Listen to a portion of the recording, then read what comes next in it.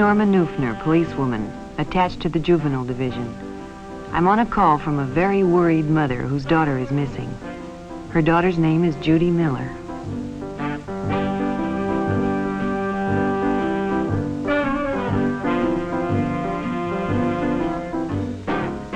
Judy enjoyed babysitting, but there weren't enough jobs among the people she knew, so she decided to advertise at the supermarket for extra work.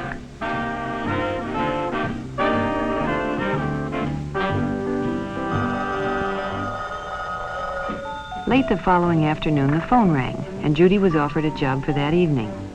The man told her he and his wife were going out to dinner and that their regular sitter couldn't make it. Could he pick her up in 15 minutes?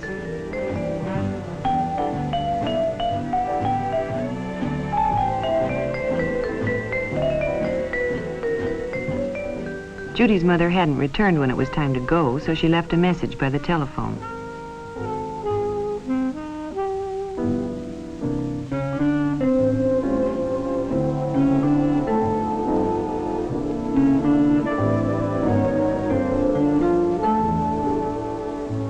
When her mother came home, she found Judy's note and called the number to let Judy know she was home in case she wanted anything.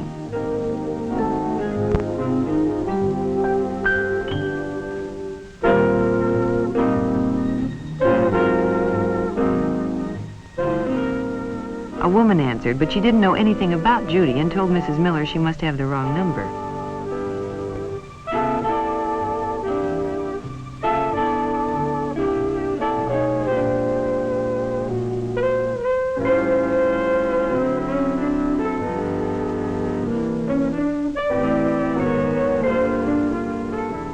By midnight, Mrs. Miller was really worried.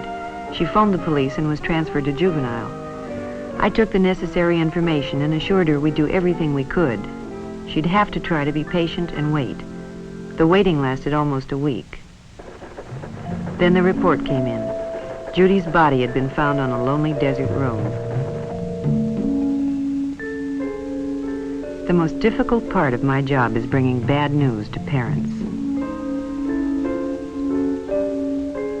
You can never find the right words to tell a mother her daughter has been murdered. Judy hadn't done anything wrong, she'd only been careless. Careless about whom she'd trusted.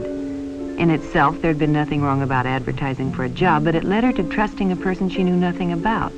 A mentally sick person who used her innocent ad as an introduction to his act of violence.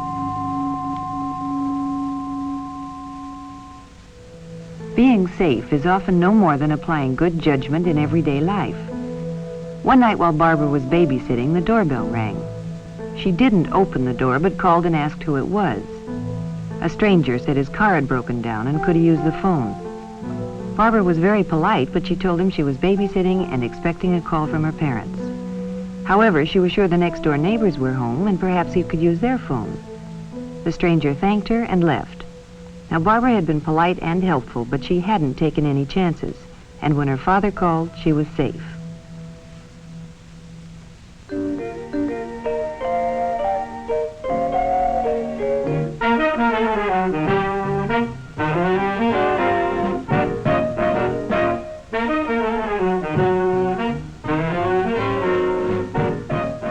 Friday night was movie time for Sally and Elizabeth.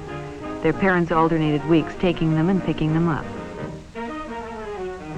Friendships are easily made in a crowded theater, and when two older boys struck up a conversation and moved next to them, they were secretly pleased.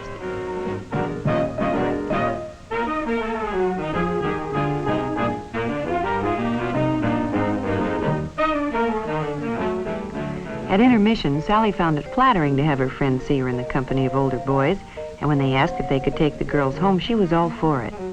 She asked Elizabeth to call her folks and tell them that they could ride with a friend's parents.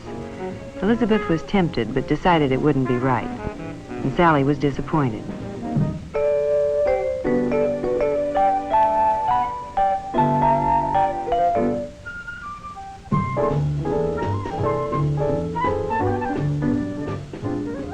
When the show was over and they were leaving, the boys suggested that if Elizabeth couldn't go with them, why didn't Sally come?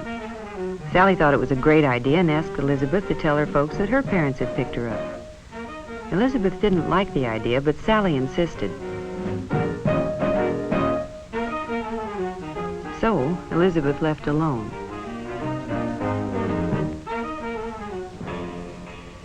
Not any of the boys she went with had a car, so it was fun riding with the older fellows. But when they drove right past her house, she became concerned.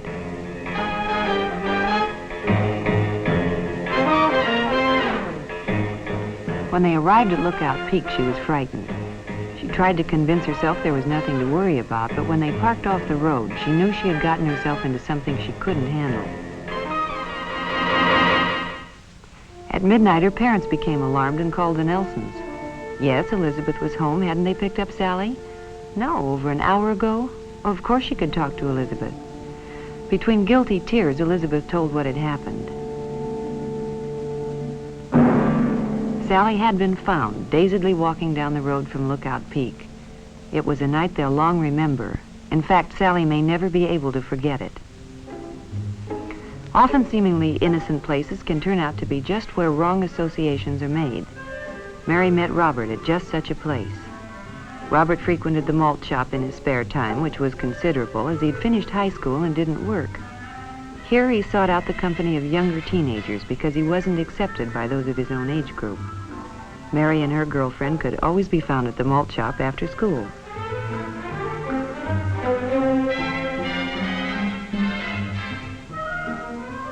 Mary had seen Robert before and thought he was very good looking, so she was naturally flattered when he singled her out and struck up a friendly conversation. He was fun to talk to, and they discussed everything from cars to movie stars.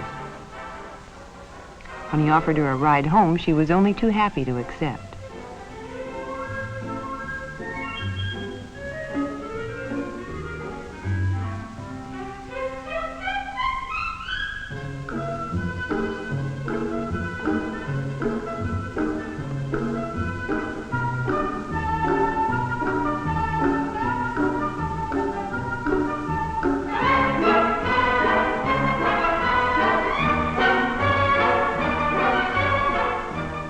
They drove around for a while and talked. Mary was a good listener, and Bob enjoyed nothing more than talking about himself. Mary knew her mother would be upset if she came home with an older boy, so Bob dropped her at the corner.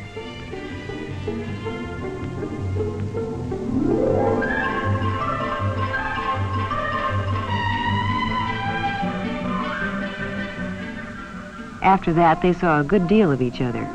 At first, Bob was willing to see her at the malt shop, but as time went on, he became jealous of her friends and insisted on their spending more time alone.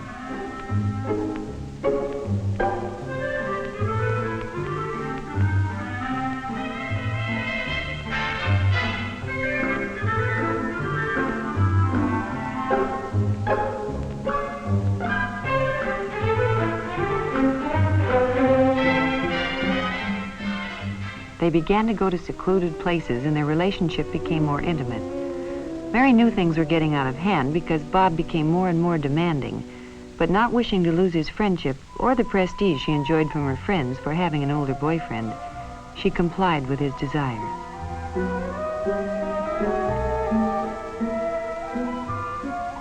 Then Mary found she was in trouble and had to tell her parents.